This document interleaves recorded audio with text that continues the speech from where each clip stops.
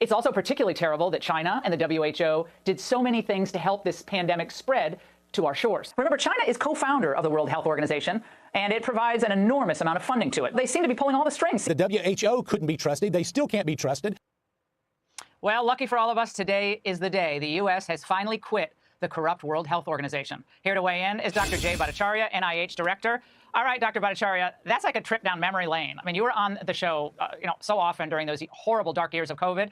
Why is this so important that this finally happened after Trump announced to do this a year ago?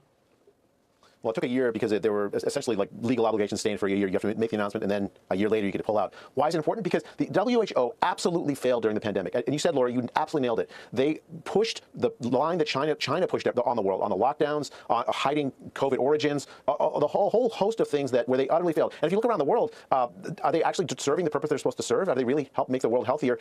Is U.S. participation in this organization going to make Americans healthier? I think we all know the answer to that question. The answer is absolutely not. And so I'm tremendously happy that this is happening. I mean, I do think we need to have cooperation with countries around the world, and the Trump administration is working to make sure that we have those bilateral agreements in place for that kind of health cooperation. But we don't need the WHO as an intermediary, essentially to push Chinese interests on the American people.